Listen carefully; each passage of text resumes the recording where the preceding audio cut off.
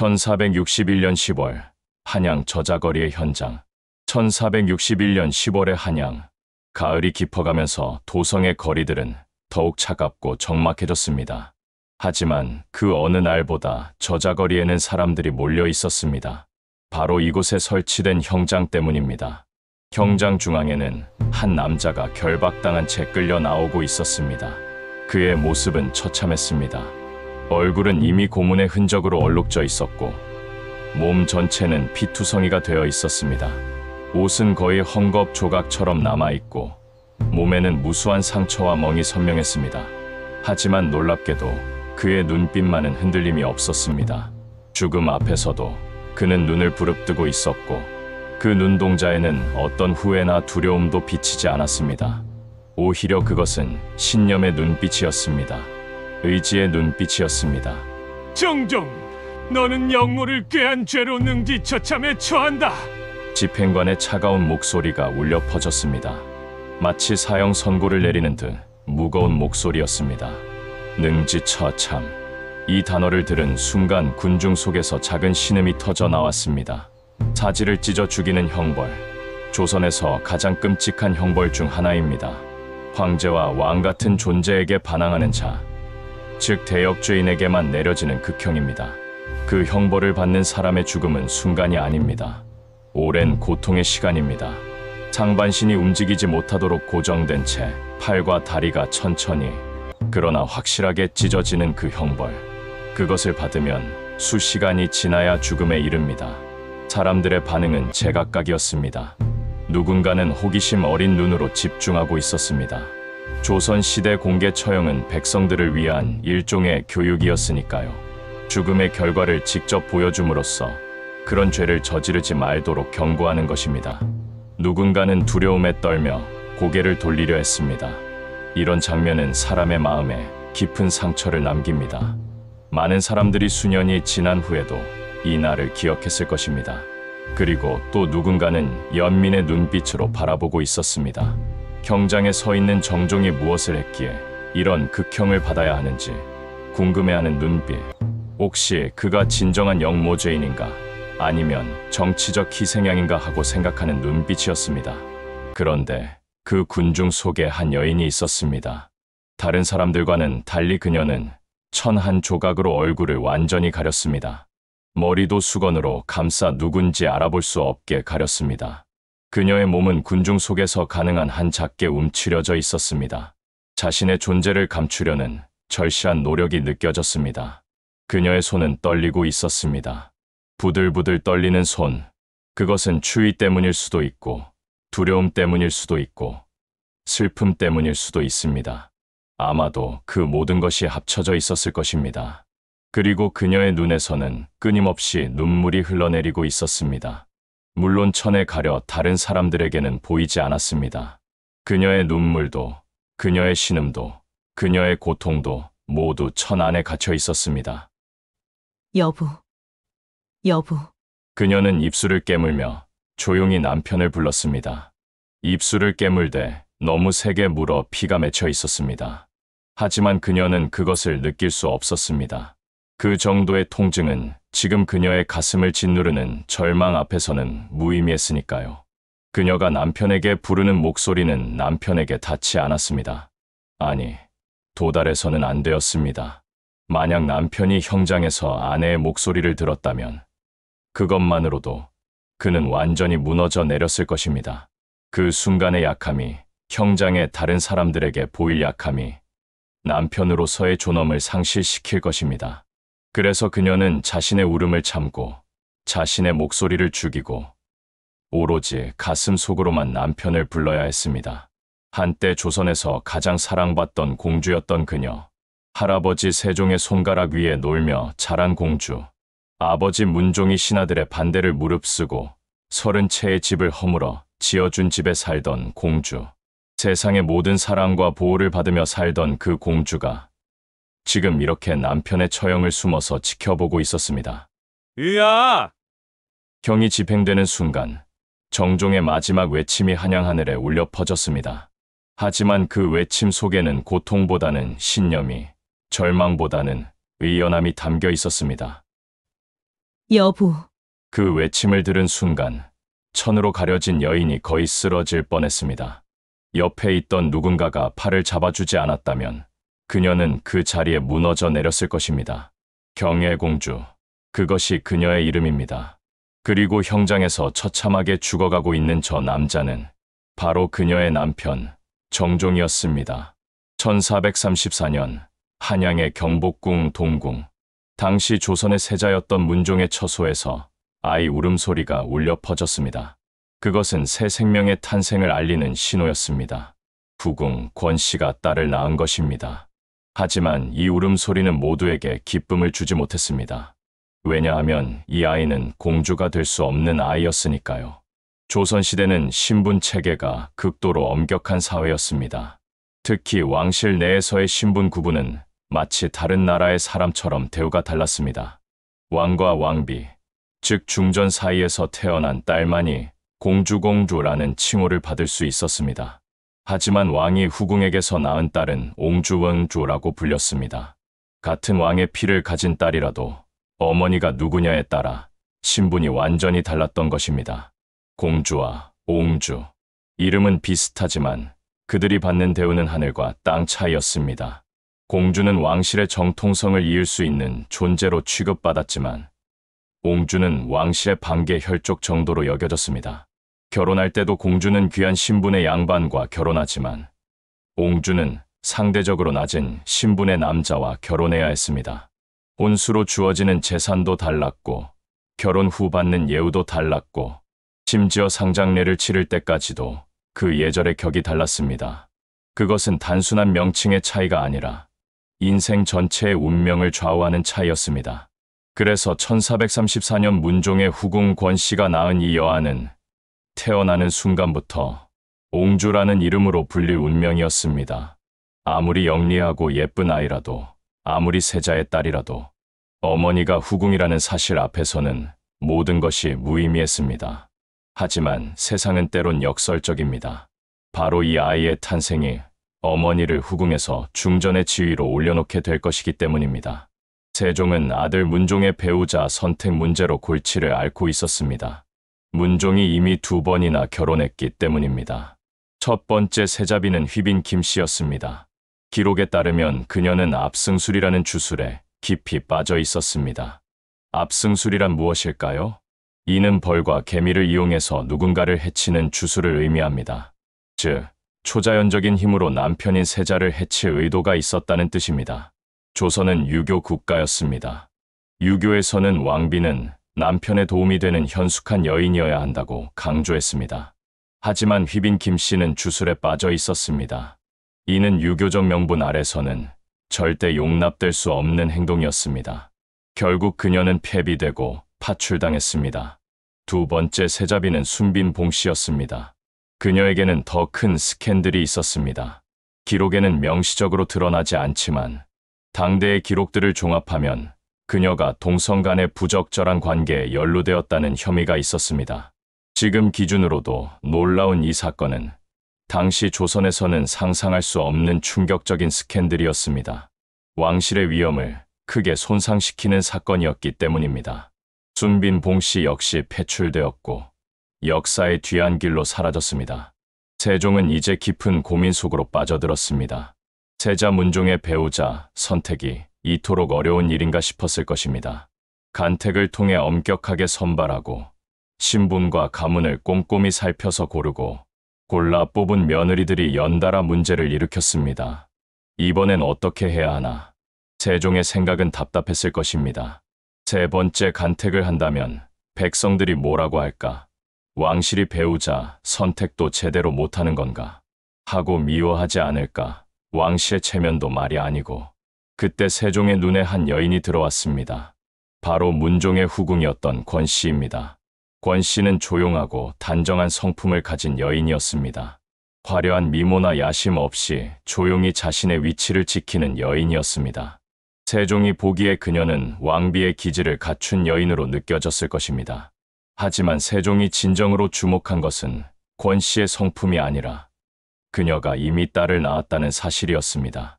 딸을 낳았다는 것은 아들도 낳을 수 있다는 뜻이 아닌가. 이는 매우 실리적인 판단이었습니다. 당시 의학 수준으로는 불임의 원인을 판단하기 어려웠습니다. 하지만 권 씨가 이미 아이를 낳았다는 것은 그녀가 건강하다는 증거였습니다. 따라서 아들을 낳을 능력이 충분히 있다는 논리였습니다. 세종은 파격적인 결정을 내립니다. 간택 절차를 생략하고 후궁 권 씨를 바로 세자빈으로 책봉한 것입니다. 이는 조선 역사에서도 극히 이례적인 일이었습니다. 왕의 며느리를 선택하는 과정에서 간택이라는 절차를 거치지 않은 것은 전례가 없었던 것입니다. 신하들은 놀랐고 일부는 반발했을 것입니다. 하지만 세종의 의지는 확고했습니다. 실록에는 이렇게 기록되어 있습니다. 권 씨는 이미 딸을 낳았으니 그러므로 의리상 마땅히 세자빈으로 세워야 할 것이다. 이 기록은 매우 직설적입니다. 권 씨가 딸을 낳았다는 것이 공식적인 세자빈 책봉의 근거가 되었다는 것을 명백히 보여줍니다. 그리고 이렇게 세자빈이 된 권 씨의 딸, 바로 우리가 지금 이야기하고 있는 그 아이입니다. 후궁의 자식으로 태어나 옹주가 될 운명이었던 그 아이가 어머니가 세자빈이 되면서 비로소 공주라는 칭호를 받을 수 있게 되었습니다. 경혜공주의 존재가 어머니를 후궁에서 중전으로 만든 결정적인 계기였던 것입니다. 이렇게 경혜공주는 특별한 존재가 되었습니다. 세자의 유일한 자식이자 할아버지 세종과 아버지 문종의 총애를 한 몸에 받는 금지옥엽이 된 것입니다. 세종은 손녀인 경혜공주를 매우 아꼈습니다. 당시 세종은 학문에 깊이 빠져 있었고 한글 창제라는 위대한 업적을 이루기 위해 낮과 밤을 가리지 않고 노력하고 있었습니다. 세종은 자신이 만든 문자가 이 땅의 백성들이 글을 배울 수 있도록 하는 것에 대한 강한 신념을 가지고 있었습니다.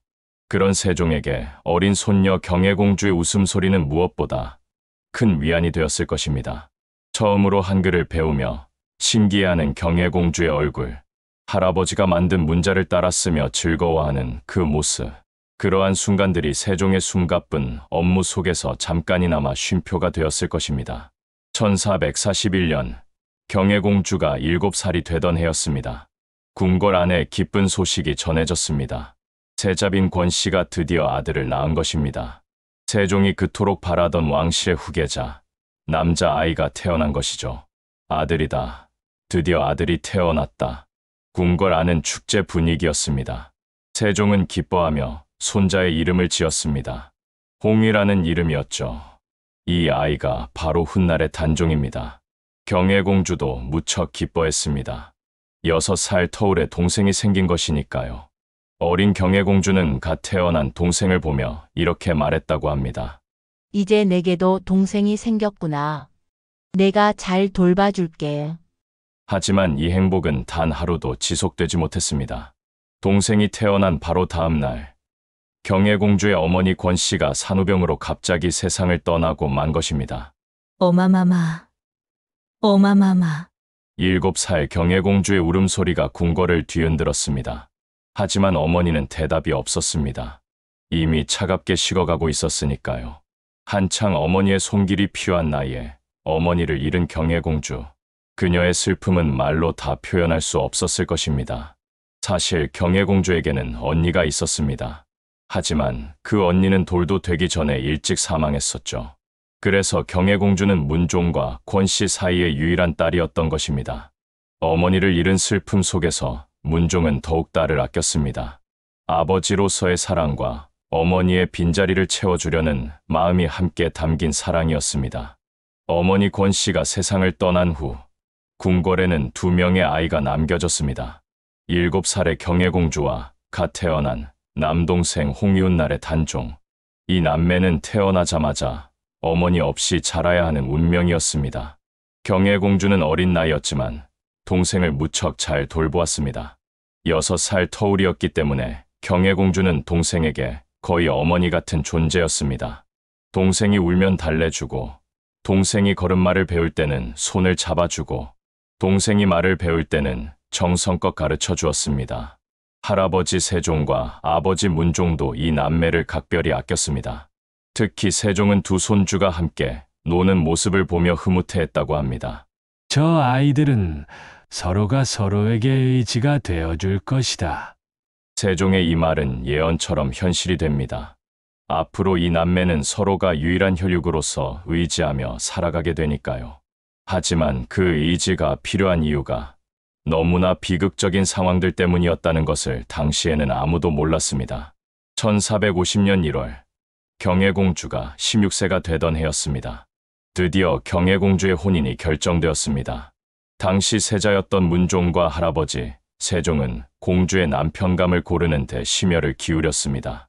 그렇게 선택된 사람이 바로 정종이라는 인물이었습니다. 정종. 그게 이름인가요? 조선 개국 공신 정종과 같은 이름이잖아요. 네, 맞습니다. 이름이 정종이었습니다. 왕의 묘호와 같은 이름을 가진 것이죠. 당시에는 이런 것이 문제가 되지 않았나 봅니다. 정종은 해주 정씨 집안 출신이었습니다. 이 집안은 2번이나 왕실과 혼인 관계를 맺은 명문가였습니다. 세종과 문종은 이런 명문가에 경혜공주를 시집 보내면 공주가 행복하게 살 수 있을 것이라 믿었습니다.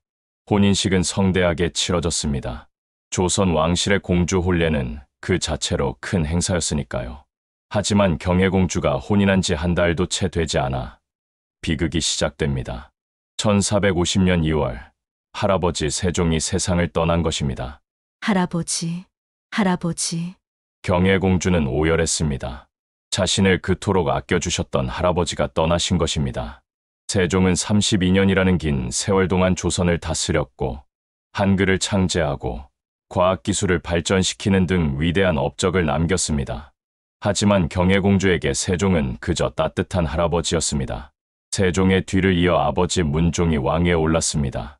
그리고 경혜공주는 정식으로 공주 호칭을 받게 됩니다. 이때부터 그녀는 경혜공주라고 불리게 된 것이죠. 왕이 된 문종은 딸 경혜공주에 대한 사랑을 여러 방식으로 표현했습니다. 1451년 4월, 문종은 파격적인 명령을 내립니다. 양덕방의 인가 30여 채를 철거하라. 양덕방은 지금으로 치면 서울 종로구 안구역 근처 북촌 지역입니다.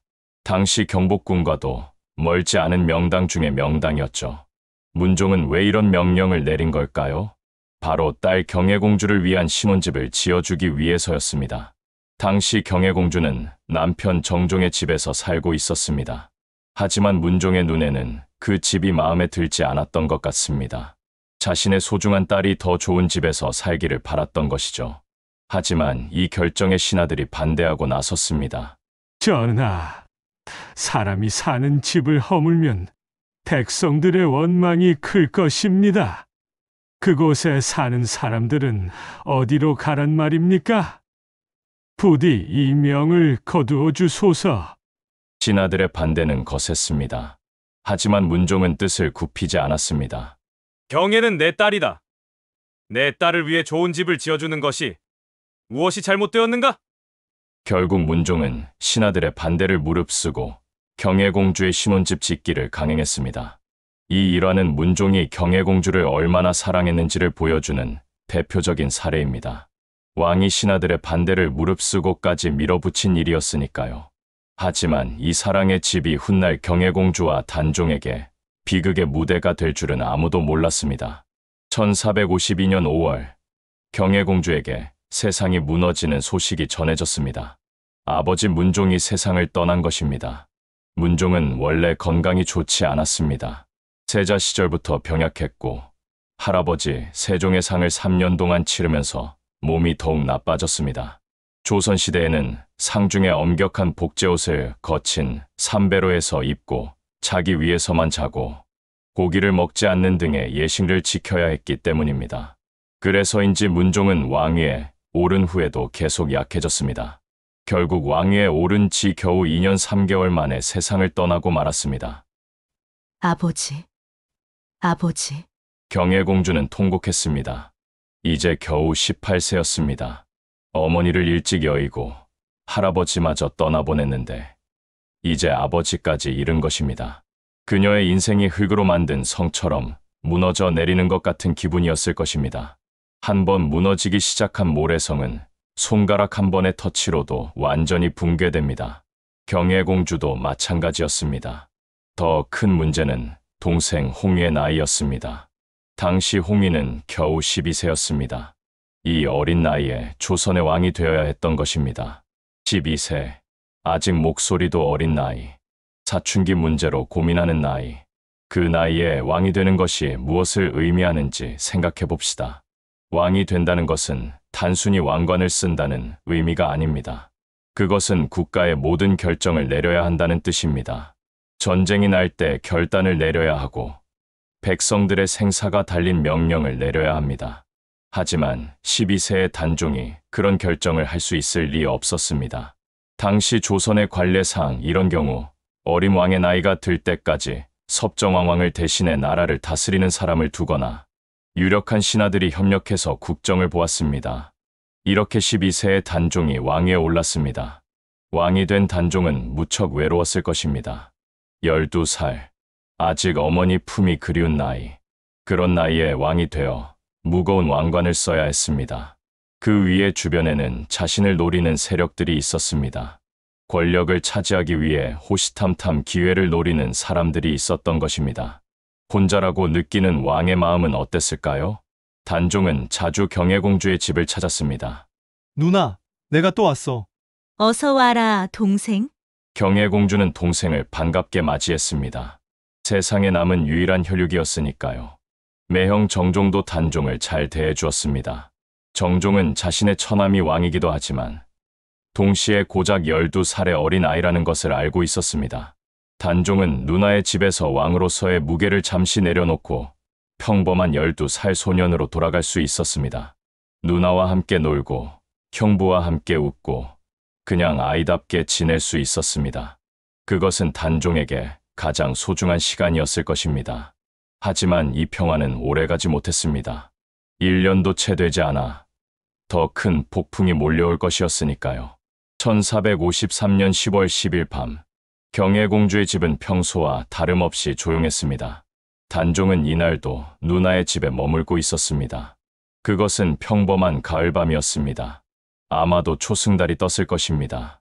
한양의 밤거리는 소수의 관등불만 밝혀져 있었을 것입니다. 그런데 한밤중 갑자기 집 밖이 소란스러워졌습니다. 무슨 일이냐? 정종이 물었습니다. 저기 하인이 떨리는 목소리로 말했습니다. 수양대군 마마께서 군사를 이끌고 오십니다. 수양대군, 그는 누구인가요? 수양대군은 세종의 아들이고 문종의 동생이고 따라서 단종의 삼촌입니다. 그리고 그는 숨은 야심을 가지고 있던 인물입니다. 뭐라고? 경혜공주와 정종, 그리고 단종의 얼굴이 창백해졌습니다.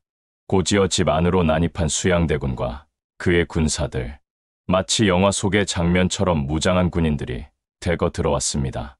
수양대군은 갑옷을 입고 칼을 찬 채 당당히 걸어 들어왔습니다. 그의 눈은 반짝였습니다. 이것은 그가 지금까지 준비해온 순간이었을 것입니다. 조카, 단종은 떨리는 목소리로 삼촌을 불렀습니다. 주상 전하, 수양대군은 형식적으로 절을 올린 후 말했습니다. 역적 김종서를 처단하고 오는 길입니다. 빛이 못하게 군사를 대동하였사옵니다. 김종서, 그는 누구인가요? 김종서는 단종의 최측근이었습니다. 문종이 자신의 죽음이 임박했을 때 아들 단종을 부탁한 충신이었습니다. 즉, 단종의 보호자 역할을 하던 사람이었습니다. 김종서 대감을? 단종의 눈이 커졌습니다. 무슨 일이 벌어지고 있는 건지 이제 알 수 있었습니다. 이것은 반란입니다. 자신의 삼촌이 이 나라의 권력을 빼앗으려는 시도입니다. 명패를 내어주시옵소서. 수양대군의 목소리는 차가웠습니다. 명패는 왕의 명령으로 고위 관료들을 소집할 때 사용하는 것이었습니다. 즉, 그것은 왕권의 상징이었습니다. 삼촌, 나를 살려주세요. 야사인 연려실기술에는 이 순간이 이렇게 기록되어 있습니다. 임금이 놀라 일어나며 삼촌, 나를 살려주세요 했다. 12살 소년 왕의 간절한 외침이었습니다. 왕이라는 신분도, 왕관도, 왕의 위엄도 모두 사라지고 오직 어린 아이의 목소리만 남았습니다. 경혜공주는 이 광경을 숨죽이며 지켜볼 수밖에 없었습니다. 남편 정종도 마찬가지였습니다. 수양대군의 군사들 앞에서 그들은 아무것도 할 수 없었습니다. 말할 수도 없었습니다. 외칠 수도 없었습니다. 움직일 수도 없었습니다. 그날 밤 수양대군은 단종의 측근들을 모조리 제거했습니다. 김종서를 비롯한 여러 대신들이 목숨을 잃었습니다. 이것이 바로 계유정난입니다. 계유정난은 1453년 음력 10월 계유년에 일어난 변란입니다. 이 사건으로 조선의 국정은 완전히 바뀌었습니다. 계유정난 이후 수양대군은 조선 조정을 완전히 장악했습니다. 경혜공주와 단종은 불안에 떨며 하루하루를 보냈습니다. 언제 무슨 일이 일어날지 알 수 없었으니까요. 그리고 2년 후인 1455년 6월, 경혜공주에게 또 다른 비극이 찾아옵니다. 남편 정종이 갑자기 체포된 것입니다. 여보. 경혜공주가 외쳤지만 정종은 병사들에게 끌려가고 말았습니다. 정종의 죄목은 무엇이었을까요? 공식적으로는 명확하지 않았습니다. 정종은 수양대군의 동생인 금성대군과 친하게 지냈습니다. 금성대군은 형 수양대군의 권력 찬탈을 반대하던 인물이었습니다. 수양대군은 이런 동생을 유배 보냈고 금성대군과 가깝게 지내던 정종도 함께 처벌한 것입니다. 게다가 정종은 단종의 매형이었습니다. 수양대군 입장에서는 불안 요소였던 것이죠. 언제든 단종 복위 운동에 가담할 수 있는 위험한 인물이었던 것입니다. 결국 정종은 영월로 유배를 가게 됩니다. 하지만 같은 날, 더 충격적인 일이 벌어졌습니다. 단종이 왕위를 수양대군에게 넘긴 것입니다. 왕이 되기 2년 만에 아직 14세의 나이에 단종은 자신의 왕위를 삼촌에게 내주었습니다. 그것은 완전히 자발적인 선택이 아니었을 것입니다. 직접적인 강요가 아니었다면 적어도 심리적인 압박은 분명히 있었을 것입니다. 동생. 경혜공주는 무너졌습니다. 자신을 지지해줄 사람들이 모두 사라진 단종은 더 이상 버틸 수 없었던 것입니다. 이렇게 수양대군은 조선의 7대 왕 세조가 되었습니다. 동생이 왕위를 빼앗기는 모습을 하루에 모두 지켜봐야 했습니다. 마치 천둥번개가 내리치는 폭풍 속에서 헤엄치는 것처럼 말입니다. 남편이 유배를 떠난 후 경혜공주는 한양의 집에 홀로 남겨졌습니다. 며칠이 지났을까요? 궁궐에 소식이 전해졌습니다. 전하, 경혜공주 마마께서 병석에 누우셨다고 합니다. 세조는 눈썹을 찌푸렸습니다. 조카의 건강이 걱정되어서가 아니었습니다. 민심이 걱정되었던 것이죠. 단종의 누이가 병들었다는 소문이 퍼지면 백성들이 나를 어떻게 볼까? 세조는 생각했습니다. 백성들은 이미 계유정난에 대해 좋은 감정을 가지지 않고 있었습니다. 왕을 죽이지는 않았지만 왕의 권력을 빼앗은 것 자체가 역모에 가깝다고 생각하는 사람들이 많았습니다. 경혜공주도 이것을 알고 있었습니다. 그래서 전략적으로 아픈 척을 한 것입니다. 남편을 돌려받기 위한 필사적인 노력이었죠. 공주가 많이 아프다던데 남편이 없어서 그런가 보다. 저 공주도 참 불쌍하지. 아버지도 일찍 돌아가시고 이제 남편마저. 한양거리에 이런 소문이 퍼지기 시작했습니다. 민간의 이야기들이 궁궐 벽까지 스며들어왔을 것입니다. 백성들의 소문은 왕의 귀에까지 닿았습니다. 결국 세조는 결정을 내렸습니다. 정종을 한양으로 돌아오게 하라. 그리고 공주에게 약과 음식을 보내라. 경혜공주의 작전이 성공한 것입니다. 정종이 한양으로 돌아오자 경혜공주는 거짓말처럼 일어났습니다. 마마, 기력이 돌아오셨습니까? 그래, 이제 괜찮다. 경혜공주의 얼굴에는 잠깐이나마 평온함이 돌아왔습니다. 남편이 곁에 있다는 것 자체가 치료 같았을 것입니다. 하지만 이 평화는 정말 짧았습니다. 조정 대신들이 세조에게 상소를 올렸습니다. 전하, 정종은 죄인입니다. 공주가 병이 나았으니 다시 유배지로 보내야 합니다. 세조는 대신들의 압력에 굴복했습니다. 아니, 어쩌면 대신들을 앞세워 자신의 뜻을 관철시킨 것인지도 모릅니다. 정종을 수원으로 보내라. 결국 정종은 2달 만에 다시 유배를 떠나야 했습니다. 나도 함께 가겠습니다. 공주마마, 그것은 내 남편이 유배를 가는데 아내인 내가 함께 가는 것이 무엇이 잘못되었는가? 경혜공주의 의지는 확고했습니다.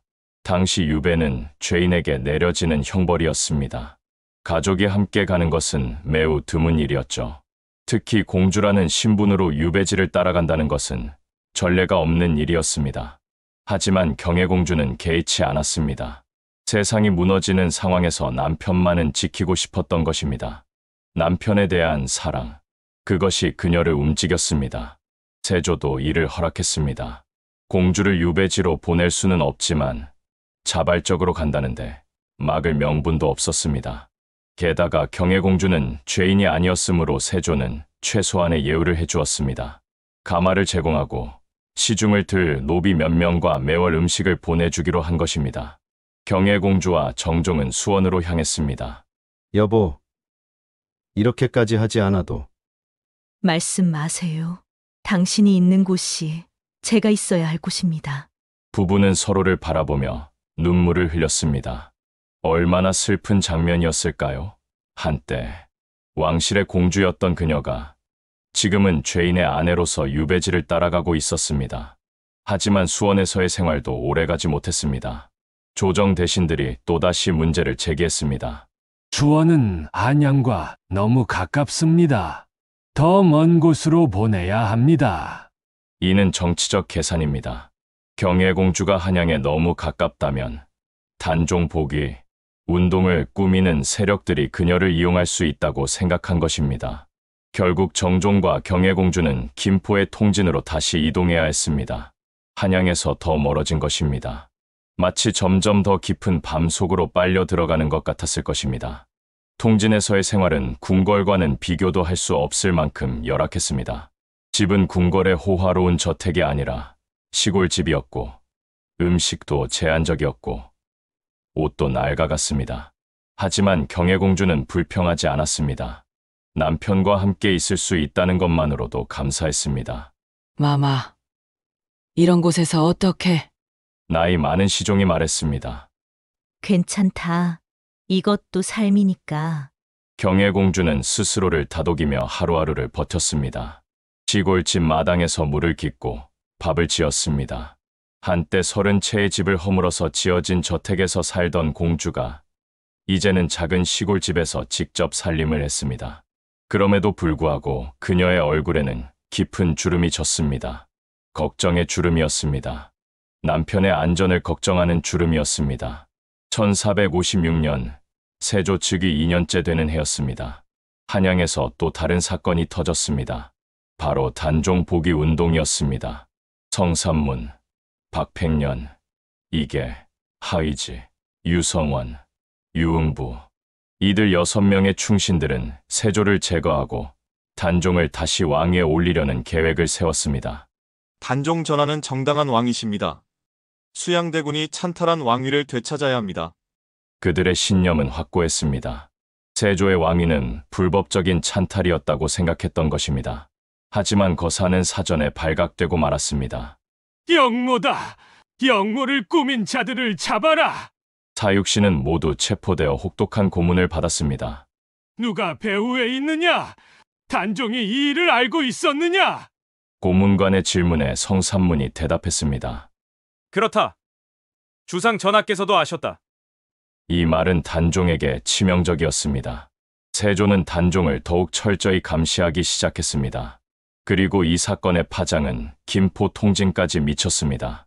어느 날 병사들이 경혜공주의 집을 포위했습니다. 평화로운 오후가 갑자기 전쟁터로 변했습니다. 정종, 영모에 연루된 혐의로 체포한다. 무슨 소리입니까? 저는 아무것도. 항변하지 마라. 함께 가자. 정종은 병사들에게 끌려갔습니다. 여보. 경혜공주가 외쳤지만 아무 소용이 없었습니다. 이미 정종의 몸은 병사들의 손에 넘어가 있었습니다. 정종의 혐의는 명확하지 않았습니다. 사육신과 직접적인 연관이 있다는 증거도 없었습니다. 다만 그가 평소 금성대군과 가까웠고 단종의 매형이라는 것이 문제였습니다. 세조는 잠재적 위협을 제거하기로 결심했던 것입니다. 그것이 무죄한 사람이라도 상관없었습니다.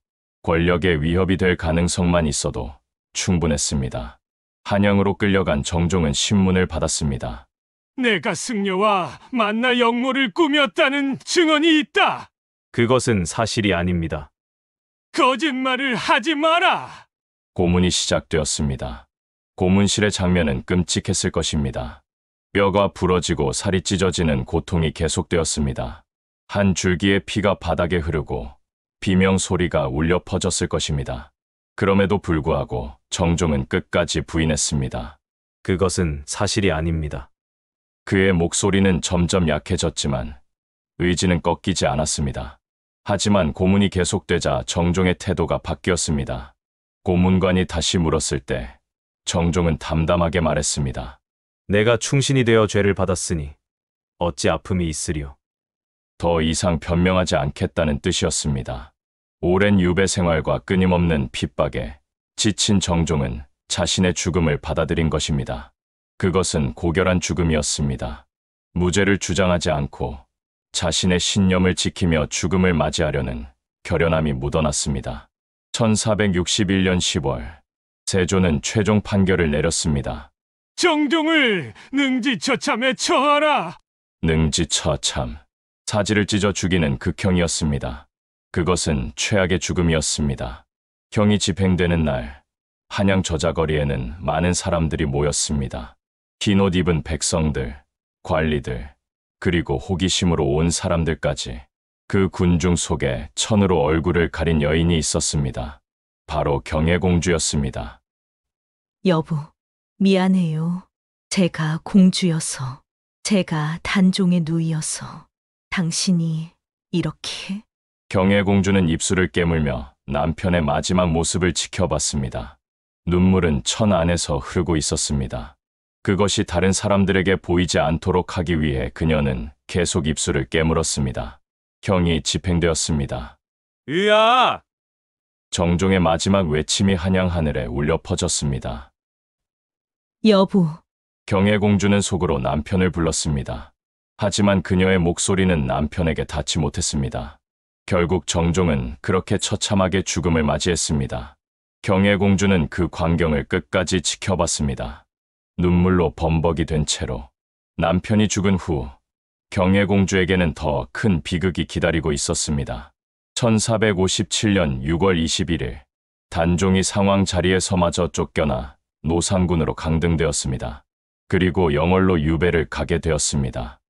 동생, 경혜공주는 절망했습니다. 이제 동생마저 모든 것을 잃은 것입니다. 왕도, 권력도, 그리고 궁궐도 모두 빼앗긴 것입니다. 남은 것은 영월의 외딴 집뿐이었습니다. 하지만 세조는 여기서 멈추지 않았습니다. 권력을 완전히 확보한 후 그는 마지막 남은 위협을 제거하기로 결심했습니다. 4개월 후인 10월 21일, 영월 유배지에서 단종에게 사약이 내려졌습니다. 사약, 그것은 부드러운 표현이지만 결국은 독약입니다. 이것을 드시오. 단종은 말없이 사약을 받아들었습니다. 17살의 나이였습니다. 아직 인생을 제대로 살아보지도 못한 나이였습니다. 누나, 미안해. 단종은 마지막으로 누나를 떠올렸을 것입니다. 자신 때문에 누나가 이 모든 고통을 겪게 되었다는 죄책감, 그것이 단종의 마지막 생각이었을 것입니다. 사약을 마신 단종은 곧 숨을 거두었습니다. 이 소식이 경혜공주에게 전해졌습니다. 동생이...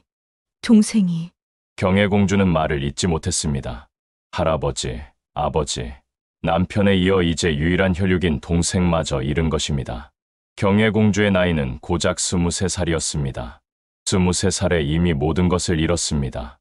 남편과 동생이 죽은 후 경혜공주의 삶은 더욱 비참해졌습니다. 세조는 경혜공주를 광주에서 더 남쪽인 순천으로 보냈습니다. 그곳은 한양에서 얼마나 멀까요? 당시 기준으로 수일의 여행거리였습니다. 거의 나라의 끝 같은 곳이었습니다.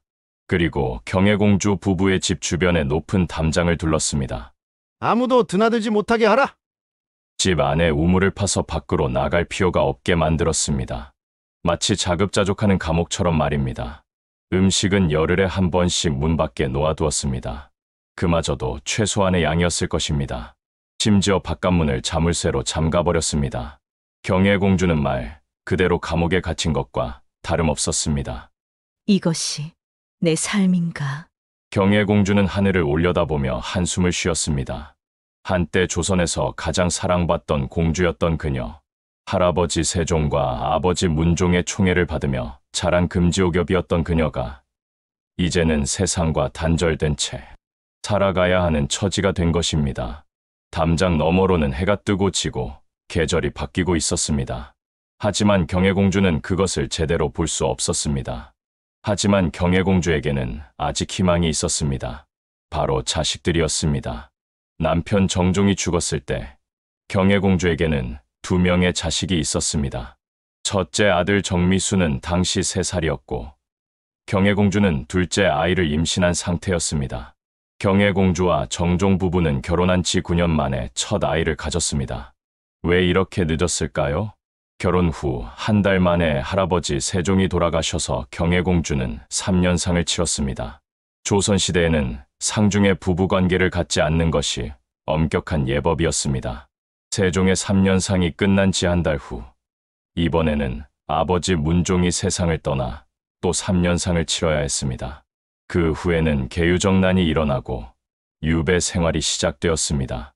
유배지에서도 새 생명을 맞이하기는 쉽지 않았을 것입니다. 그런 상황 속에서 9년 만에 얻은 아들이었습니다. 절망의 세월 끝에 피어난 한 줄기의 희망 같은 존재였습니다. 경혜공주에게 아들 정미수는 그야말로 생명줄이었습니다. 이 아이만은 지켜야 해. 경혜공주는 어린 아들을 품에 안으며 다짐했습니다. 그리고 남편이 죽은 후 얼마 지나지 않아 둘째 딸을 낳았습니다. 아가야, 내 아버지는 참 좋은 분이셨단다. 경혜공주는 갓 태어난 딸에게 속삭였습니다. 남편의 기억을 딸에게 남기려는 절실한 노력이었습니다. 이제 경혜공주에게 남은 것은 이 2 아이뿐이었습니다. 하지만 아이들을 키우는 것은 쉽지 않았습니다. 재산은 모두 몰수당했고 노비들도 대부분 빼앗겼습니다. 한때 30여 채의 집을 허물어 지은 으리으리한 대저택에서 살았던 공주가 이제는 직접 집안일을 하며 아이들을 키워야 하는 처지가 된 것입니다. 마마, 제가 하겠습니다. 나이 많은 시종이 말했습니다. 괜찮다. 내가 할 수 있다. 경혜공주는 굴하지 않았습니다. 아이들을 위해서라면 무엇이든 할 수 있었습니다. 자신의 손으로 밥을 지었습니다. 자신의 손으로 옷을 빨았습니다. 자신의 손으로 아이들을 안았습니다. 그것이 공주의 손이라는 것은 이제 중요하지 않았습니다. 그것은 그저 엄마의 손이었습니다. 경혜공주에 관한 야사 중에는 흥미로운 이야기가 전해집니다. 남편 정종이 역적으로 죽은 후 경혜공주도 연좌되어 관노비가 되었다는 것입니다. 야사의 내용은 이렇습니다. 순천 관하로 끌려간 경혜공주는 수령 앞에 서게 되었습니다. 너는 이제부터 이곳에서 일을 해야 한다. 수령은 경혜공주에게 청소와 빨래 등의 허드렛일을 시키려 했습니다. 죄인의 가족이니 당연히 노역을 해야 한다고 생각한 것입니다. 그런데 경혜공주는 당당하게 수령을 바라보며 의자에 앉았습니다. 감히! 수령이 외쳤습니다. 나는 공주다. 경혜공주의 목소리는 위엄이 있었습니다. 비록 죄를 지어 이곳에 왔지만 수령 따위가 어찌 감히 나에게 일을 시키려 하는가? 그 기세에 눌린 수령은 결국 경혜공주에게 일을 시키지 못했다고 합니다. 하지만 이 이야기는 실록에 기록된 것이 아닙니다.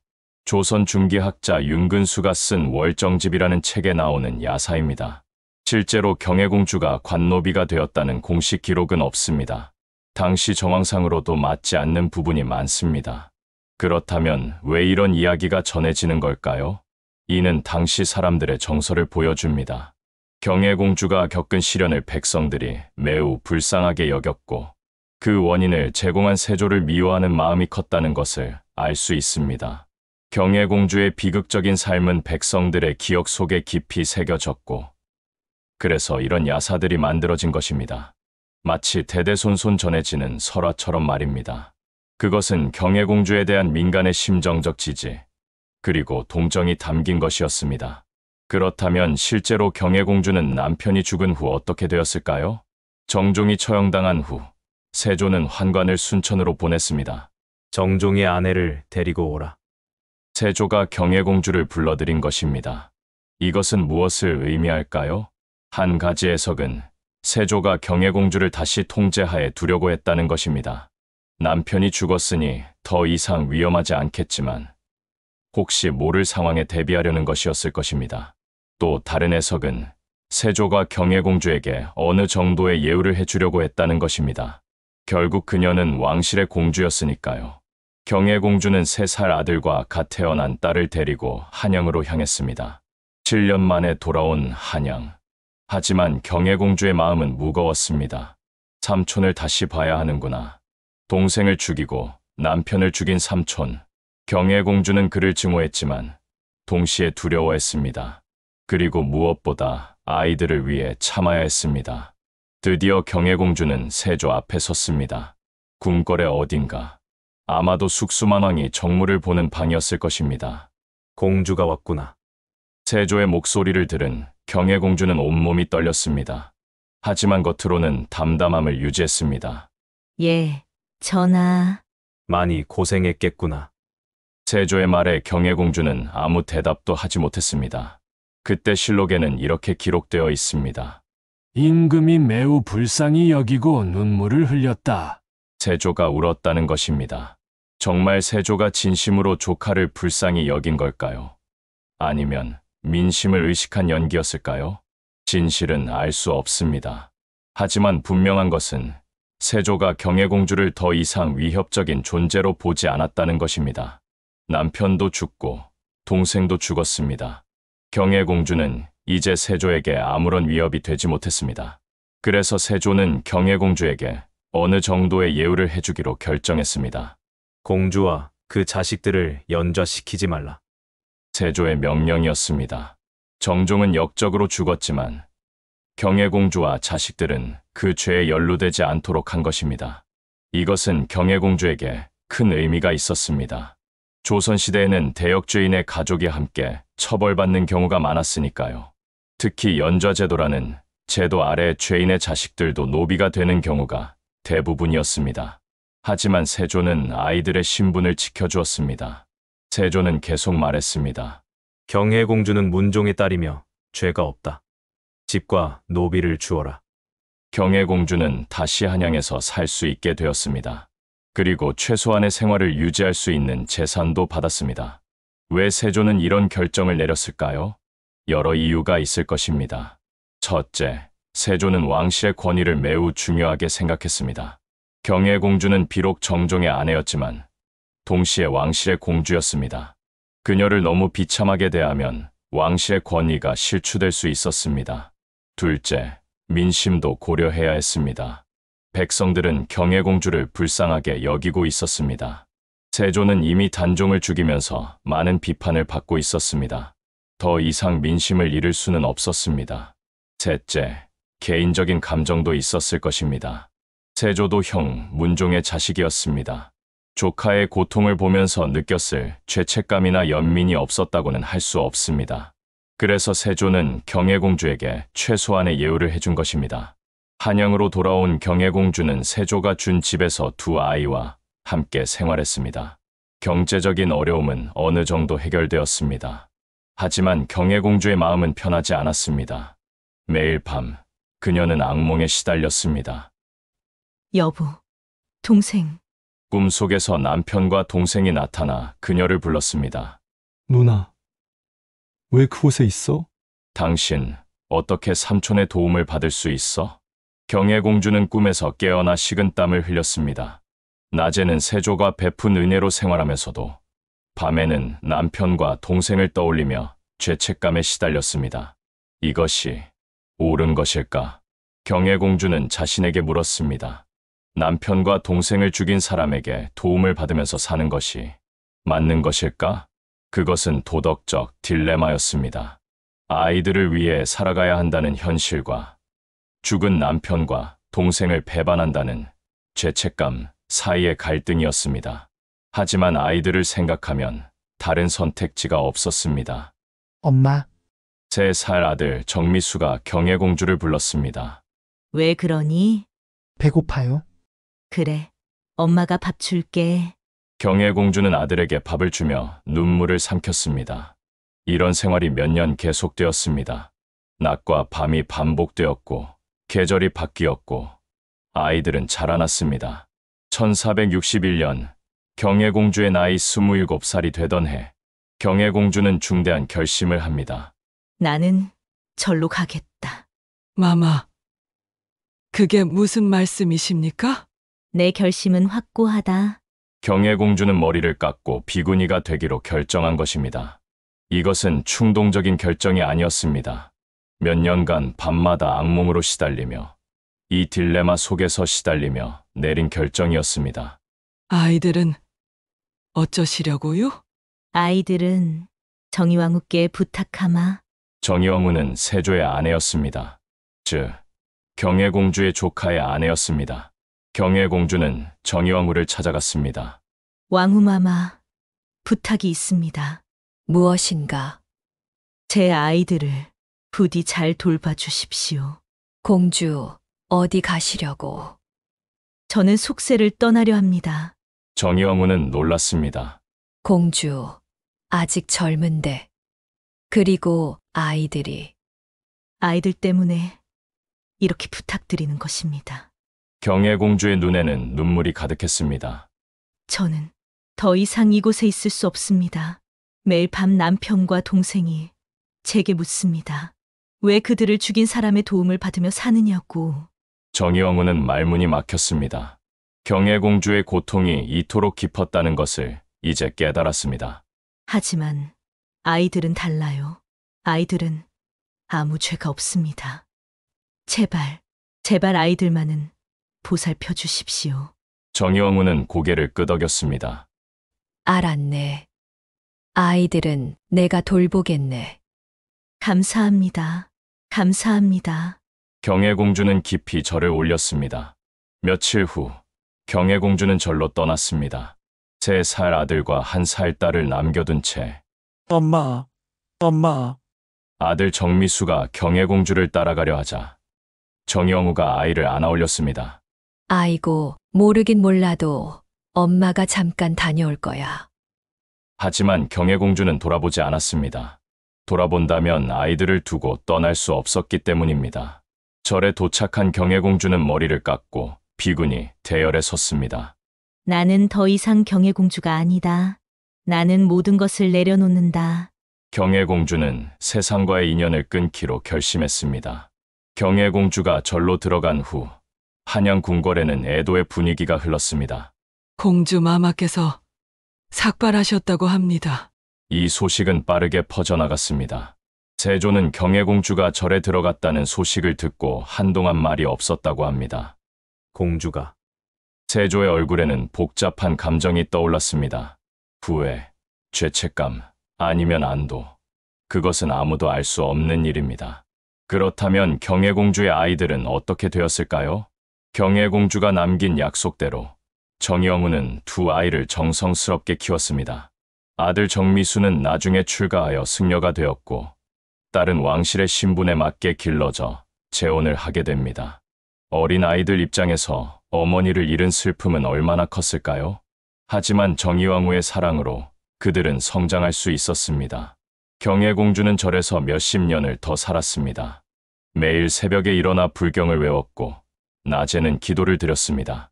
절의 다른 비구니들은 경혜공주가 누군지 알고 있었습니다. 저 분은 왕실의 공주셨어. 그렇다더라. 남편과 동생을 모두 잃고 세상을 떠나셨다더라. 비구니들은 경혜공주를 존경의 눈으로 바라봤습니다. 경혜공주는 절 안에서 가장 명상을 깊이 드는 비구니였습니다. 혹자는 그녀가 남편과 동생의 극락왕생을 위해 기도하고 있다고 말했습니다. 세월이 흐르면서 경혜공주는 평온해졌습니다. 처음에는 악몽에 시달렸겠지만 세월이 지나면서 그 악몽도 점차 사라졌을 것입니다. 대신 그곳에는 기억만 남았습니다.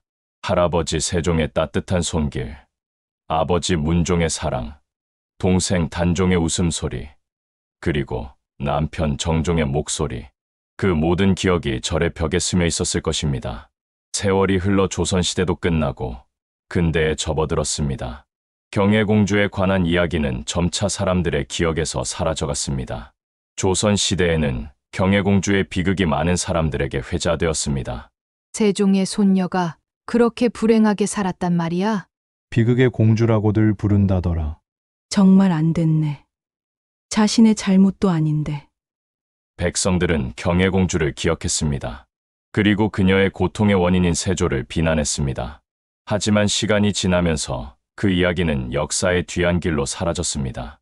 경혜공주는 조선의 역사 속에 이름만 남았습니다.